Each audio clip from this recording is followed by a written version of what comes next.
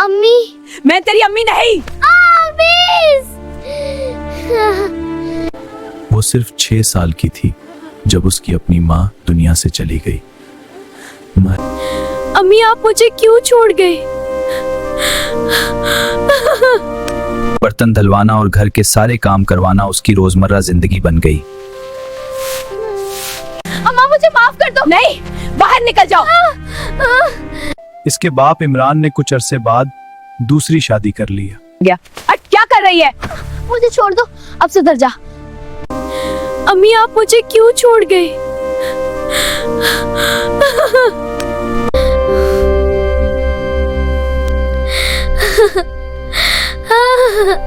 जब उसने पहली बार उसे अम्मी कहा तो जवाब में एक जोरदार थप्पड़ मिला और उसी पल ज़ैनब की छोटी सी दुनिया टूट गई। वो सिर्फ 6 साल की थी जब उसकी अपनी माँ इस दुनिया से चली गई और उसके बाद घर की खामोशी उसकी किस्मत बन गई। उसके पिता इमरान ने कुछ समय बाद दूसरी शादी कर ली और एक नई औरत शबनम उस घर में आ गई। ज़ैनब ने मासूम उम्मीद के साथ उसे माँ मानना चाहा, मगर उसे पहले ही दिन झटका मिल गया कि वो उसकी माँ नहीं है। शुरू में शबनम ने इमरान के सामने अच्छा व्यवहार रखा, मगर जैसे ही वो घर से बाहर जाते उसका असली चेहरा सामने आ जाता। सुबह जल्दी ज़ैनब को जगा दिया जाता। छोटे छोटे हाथों से भारी बाल्टियां उठवाना, बर्तन धुलवाना और घर के सारे काम करवाना उसकी रोज की जिंदगी बन गई। जबकि शबनम की अपनी बेटी माहा नरम बिस्तर पर सोती, अच्छे कपड़े पहनती और स्कूल जाती थी। एक ही घर में 2 बच्चियों की जिंदगी बिल्कुल अलग थी। एक को माँ का प्यार मिल रहा था और दूसरी को सिर्फ नफरत और बोझ होने का एहसास। एक दिन जब माहा खुशी खुशी स्कूल जा रही थी, ज़ैनब ने हिम्मत करके पूछा कि क्या वो भी स्कूल जा सकती है, मगर जवाब में उसे सिर्फ मजाक और ताना मिला कि उसका काम पढ़ना नहीं बल्कि काम करना है। उस दिन ज़ैनब के सपने पहली बार टूट गए।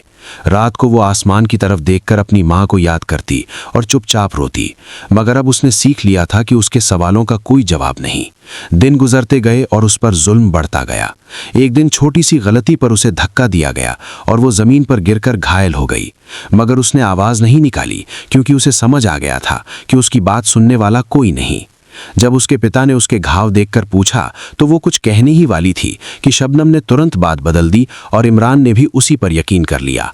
ज़ैनब चुप रही और उसी खामोशी में उसने अपने दर्द को दफन कर दिया, क्योंकि अब उसे यकीन हो गया था कि इस घर में उसकी कोई आवाज नहीं, कोई जगह नहीं और कोई अपना नहीं।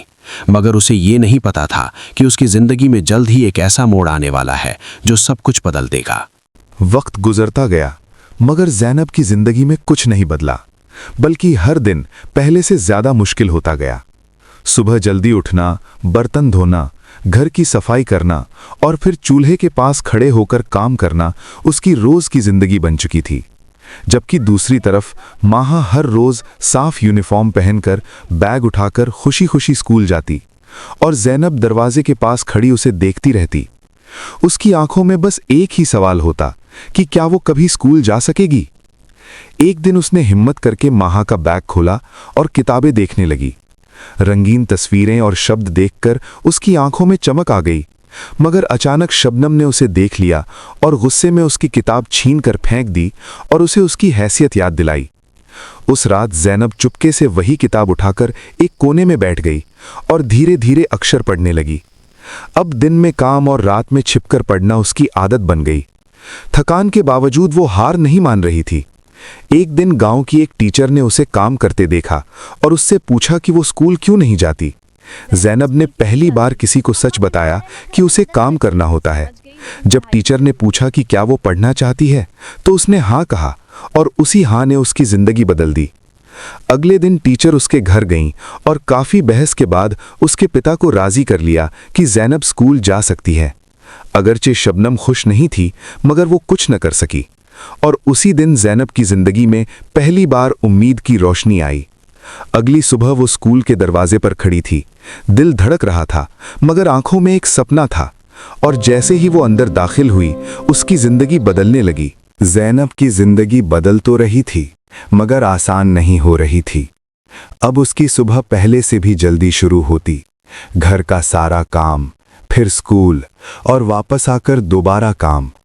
शरीर थक जाता था, मगर दिल में एक ही आवाज थी कि मुझे कुछ बनना है। स्कूल में वो बाकी बच्चों से अलग थी। जब सब खेलते वो पढ़ती। जब सब हंसते वो चुप रहती। एक दिन उसने क्लास में सबके सामने सही जवाब दिया और पहली बार किसी ने उसकी तारीफ की। मगर ये खुशी ज्यादा देर नहीं रही। घर आते ही शबनम ने उसे डांटा और स्कूल जाने पर गुस्सा किया। वक्त के साथ उसका रवैया और सख्त होता गया। एक दिन उसने ज़ैनब का बैग फेंक दिया और कहा कि अब वो कहीं नहीं जाएगी। मगर इस बार ज़ैनब ने हिम्मत की और कहा कि वो पढ़ेगी। यही बात शबनम को बर्दाश्त नहीं हुई और उसने उसे घर से निकाल दिया। ज़ैनब दरवाजे पर खड़ी रही, शायद कोई रोक ले, मगर किसी ने नहीं रोका और दरवाज़ा उसके मुंह पर बंद हो गया। बाहर रात थी, ठंडी हवा और तेज बारिश। वो सड़क के किनारे एक कोने में बैठ गई। कांपती हुई, आंखों में आंसू लिए, वो आसमान की तरफ देखकर बार बार कहती रही कि अम्मी, आप मुझे क्यों छोड़ गईं? मगर जवाब फिर भी खामोशी था। वो सारी रात वहीं बैठी रही, रोती रही और खुद से पूछती रही कि उसने क्या गलत किया, मगर जवाब कहीं नहीं था। वो रात उसकी जिंदगी की सबसे लंबी और सबसे दर्दनाक रात थी, मगर उसे नहीं मालूम था कि यही रात उसकी जिंदगी बदलने वाली है। वो रात जो ज़ैनब ने सड़क के किनारे गुजारी, उसकी जिंदगी की सबसे मुश्किल रात थी, मगर उसी के बाद उसकी किस्मत बदलने वाली थी। सुबह आंख खुली तो वो थकी हुई और भीगी हुई थी, मगर दिल में एक चिंगारी बाकी थी। उसी वक्त मिस सारा वहां पहुंच गई और उसे देखकर तुरंत गले लगा लिया। ज़ैनब खुद को रोक न सकी और रोते हुए बताया कि उसे घर से निकाल दिया गया है। मिस सारा उसे अपने साथ ले गईं और कहा कि अब तुम अकेली नहीं हो। यही शब्द उसकी नई जिंदगी की शुरुआत बन गए। इसके बाद ज़ैनब ने सुकून से रहना और दिल लगाकर पढ़ना शुरू किया। वो दिन रात मेहनत करती रही और स्कूल में सबसे आगे आने लगी। साल गुजरते गए और वो कामयाबी की ऊंचाइयों तक पहुंच गई। आखिरकार वो दिन आया जब वो एक बड़े स्टेज पर खड़ी थी। हाथ में ट्रॉफी थी और आंखों में आंसू। उसने आसमान की तरफ देखकर कहा कि अम्मी, मैंने कर दिखाया। ये सिर्फ कामयाबी नहीं थी, बल्कि उन सब के लिए जवाब था जिन्होंने उसे कमज़ोर समझा था। कुछ दिन बाद वो उसी घर गई जहां उसे कभी बोझ कहा गया था। शबनम उसे देखकर हैरान रह गई। ज़ैनब ने कहा कि आपने मुझे कभी बेटी नहीं समझा, मगर आपकी सख्ती ने मुझे मजबूत बना दिया।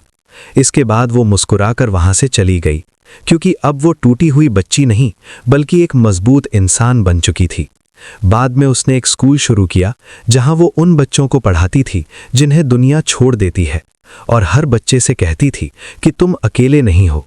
और यही उसकी कहानी का सबसे खूबसूरत अंत था कि जो कभी खुद तन्हा थी, आज वो दूसरों की उम्मीद बन चुकी थी। क्योंकि कभी कभी जिंदगी सब कुछ छीन लेती है, मगर अगर हिम्मत जिंदा रहे तो किस्मत भी बदल जाती है।